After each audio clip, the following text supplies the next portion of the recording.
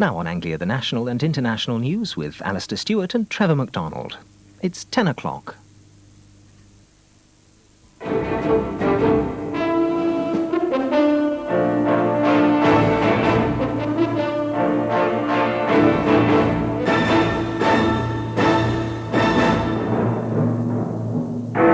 Hattersley says Labour's been getting it wrong for 10 years.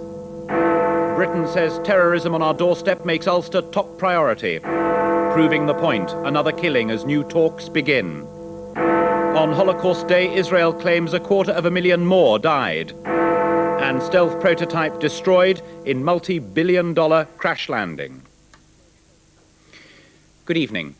Labour's deputy leader, Mr. Roy Hattersley, told ITN tonight that the packaging of the party's policies had cost Labour the election. He said people hadn't been able to see past it, to understand the policies. That, he said, was a mistake, which went back 5 or even 10 years. Labour's National Executive Committee today mulled over what had gone wrong in the election. Mr. Kinnock said Labour's message of hope had fallen foul of the Conservatives' message of fear about Labour's tax plans. Another suggestion was the big rally in Sheffield 9 days before polling had been too triumphalist. Today's NEC meeting was the Labour hierarchy's first formal chance to ask, why did we lose?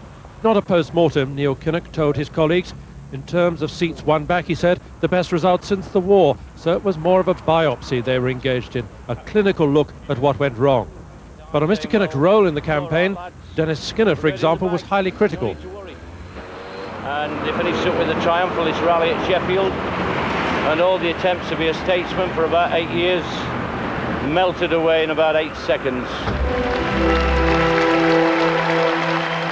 Mr. Skinner was not alone in criticising the Sheffield rally. Around the Walworth Road table today, there was near agreement that while it was effective for those who were there, it had been a mistake and symptomatic of a much wider problem. What the Sheffield rally did was epitomise what I think has been a 5-year, 10-year mistake of the Labour parties. We have packaged our product wonderfully, and I don't mean that in any way ironically. We've packaged it so well that too many people have described the package without describing the contents. But this, the Tory attack during the campaign on Labour's policies, above all on Labour's tax policies, was also much discussed at Walworth Road today. The NEC had agreed, said Party General Secretary Larry Whitty, that Labour's tax policy, more taxes on the better off, to help those less well off, was right. It was the right thing to do politically, it was the right thing to do ethically, and it was the right thing to do in campaigning terms. What the Tories did in distorting that and distorting the message that they were putting across, I think was ethically suspect, was politically suspect also, but in campaigning terms clearly had an effect. Today, Mr. Kinnock reminded the NEC that during the campaign he'd said it was a question of hope versus fear, and fear had won. Tonight, Roy Hattersley also picked up that point. I've no doubt that fear won. The question is, and the question we began to address this morning, it'll take some time to get the definitive answer, is why fear won.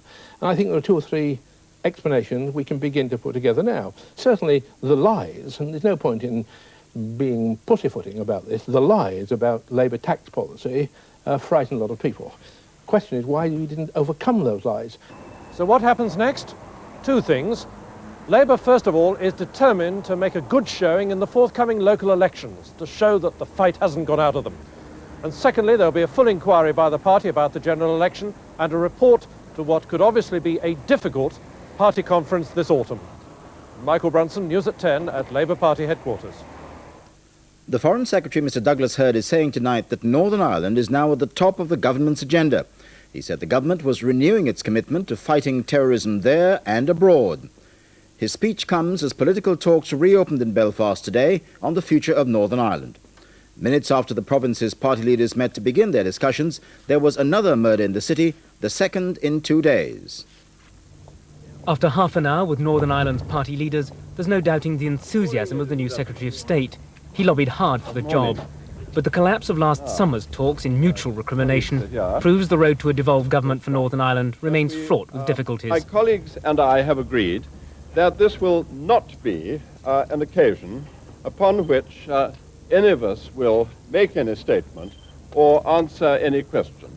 There appears to be a willingness on all sides to make progress. Let's get this over and let's get to business. Very good. But the next 3 months, during which the Anglo-Irish agreement is suspended, will sorely test the mettle of the new Secretary of State. The defeat of Sinn Féin candidate Gerry Adams in the general election has strengthened the hand of the moderate SDLP in these talks. But above all, it's the personal intervention of John Major and his understanding with Éire's Albert Reynolds which offers the most positive hope of a breakthrough this time. The relationship between John Major and the new Taoiseach is one where there is a relationship which is going. There are two men who are usually described as being pragmatic. And tonight at the Lord Mayor's banquet in London, to underline the government's determination to make progress, the Foreign Secretary said in a major policy speech that he remained optimistic for a long-term solution, that Northern Ireland was at the top of the government's political agenda. But he said, the outlawed Ulster Volunteer Force said tonight they killed 22-year-old Conor Maguire. He was shot dead outside a community centre in Liganeal this morning.